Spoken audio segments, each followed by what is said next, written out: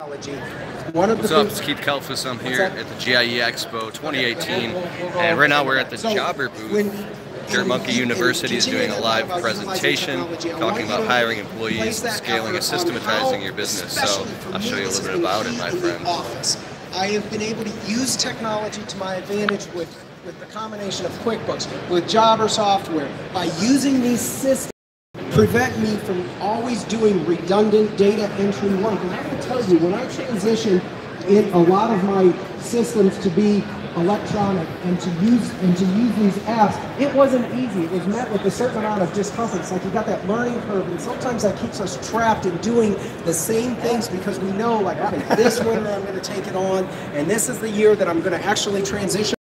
The folks here at Jobber are here to make a lot of this seamless for you and to make this process much easier. I want you to, at the very least, for your office systems, put the right technology into use, talk to the guys at Jobber, look at your systems internally. That's going to free you up to look at your processes and decide, who is it that I need to hire? In every one of our businesses, it can be divided up in 3 main sections: sales, production, and office. And some of you show up with different problems or different challenges in different areas. And some of you guys are still in the field year after year, and you're saying to yourself, like, I really need to get myself out of the field. You're going to want to focus your energy in production. And we've got some lists here of actual job positions for every one of these things that you see: laborer 1, laborer 2, crew leader. These descriptions that you want to write, you want to identify the areas that you need to hire for. You might need a laborer. Instead of just putting the ad out for the laborer, I want you to write down that job description, so when the right people come along, you're able to hand it to them and say, here's what is expected of you. Here is how I'm going to measure your performance. Here is the track that you can take for advancement if you meet these goals.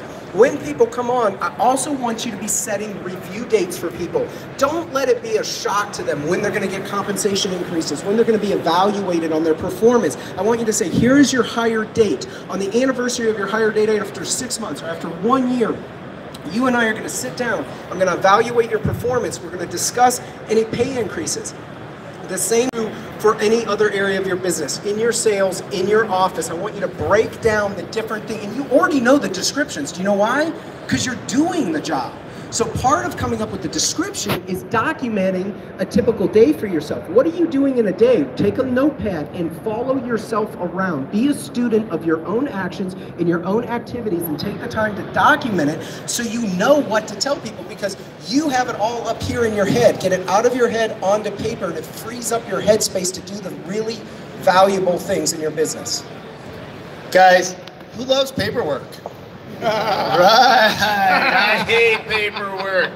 Screw paperwork. But there's people that do like paperwork. There's people, you like paperwork. Right there, I saw you, right? You're like, I like paperwork. So if you don't like paperwork, find somebody that does, right? You guys got to identify your own skills. What I really want you to do is I want you to figure out what you're good at. Become the master of that, because if you focus on building up the things that you're mediocre at, you're never going to excel. But when you take your strengths, when you take the thing that drives you, the passion that makes you alive, and you focus on building that up, you will dominate your market. That's how you dominate. And what you do then is you use a magic word that I was teaching to one of my young dirt monkeys just earlier today, and it's called delegate. Delegate is a beautiful word. Delegate is a word that should become part of your verbal repertoire for a long time, right? So you want somebody that's going to do your paperwork. Guess who sucks at internet? This guy does. So I teamed up with the gal right back there. Her name's Callie. Everybody wave at Callie. Hi, Callie. Callie, who's the master of the internet, of the web, of organizing Dirt Monkey? It's you. It's this girl, right? I'm also not really good at putting together these beautiful slides. I don't do that. You know who does? This guy does. These guys are my team. These guys are the foundation that actually created Dirt Monkey University, and you guys need to create your team to fill in the holes, to do the things that you don't want to do. When you do that, it's like taking a weight off your shoulders, and it allows you to go out and pursue the things that you're really good at. So let's just say that you really like working in the field. You love working in the field. Your passion is actually doing the install. There's nothing wrong with that. Then create an office manager that can do all the scheduling for you, that can order the materials for you. Create somebody, maybe you don't like doing sales. Hire a salesperson. Hire some person to fill in the gaps to allow you to concentrate on the one thing, two things, however many things you guys are really good at. I want you to focus on those things. That means you got to take a long, hard look at yourself. And that means if you're not very realistic with yourself, you're gonna put yourself behind. So sometimes, this is gonna sound a little weird, ask other people. Ask other people what makes you tick. Ask other people what you think you could use help on. But don't ask them to be nice. Don't ask them to sugarcoat it, because this is a very hard look that you need to take at yourself to grow to the next step, okay? Do you guys get what I'm saying with this? Are you guys following me along? Come on, can you guys hear me? I want to see if you can. All right, go ahead, Phil. So over the course of the next 6 or 7 slides, I want to take you from a $1 million company up to a $5.5 million company. And one of the things that I want you to focus on is always maintaining your presence as the president, as the top of your company. Now there's a book that everyone's probably very familiar with called E-Myth that says don't work on your business, or don't work in your business, work on your business. I want to tell you about half of that is BS. We are not in a business that we're not going to get our hands dirty.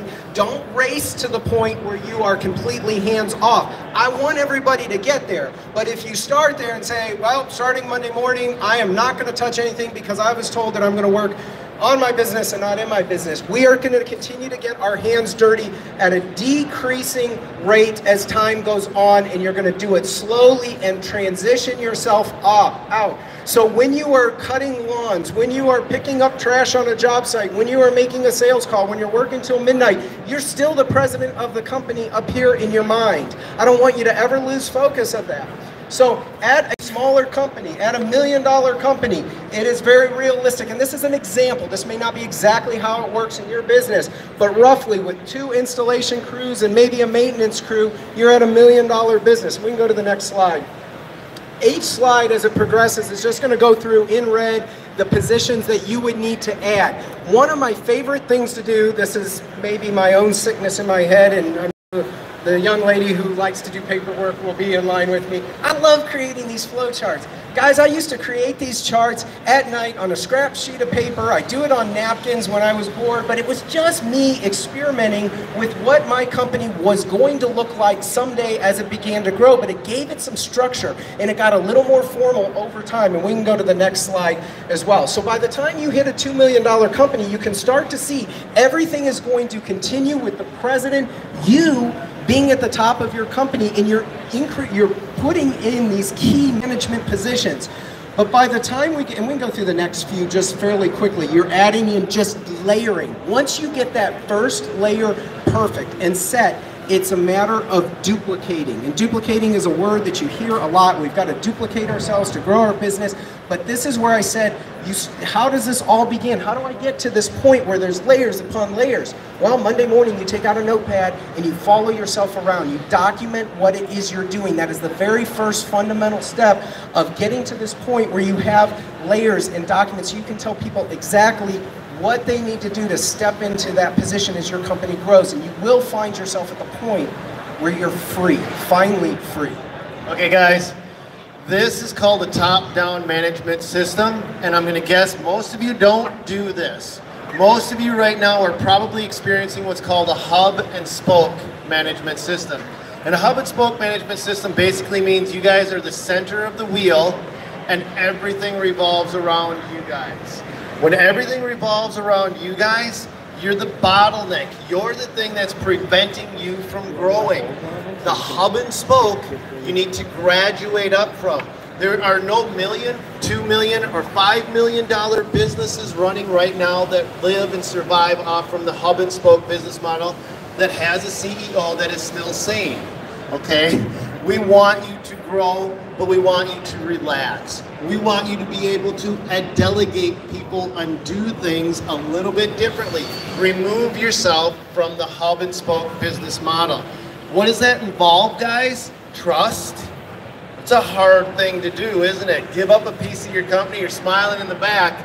Giving up a piece of your company is a really difficult thing to do, isn't it? Because you're afraid. Do you work off from a fear model? Because a lot of guys do. They're afraid to give up the thing that built their business in the first place.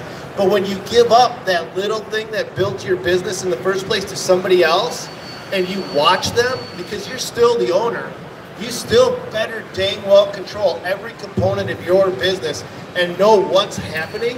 But that doesn't mean you've got to be doing it. That means you have freed yourself. You've lifted the weight off from your shoulders and you've put it onto somebody else's shoulders that you trust. Trust is the key element. And then trust that they'll take it to the next step for you. Remember, your team is the most important thing you have. As a hub and spoke business model, you're not empowering your team. You are taking on full responsibility for every decision that is inside of your business. You are the bottleneck. You are the slow point. Stop doing that. Delegate that.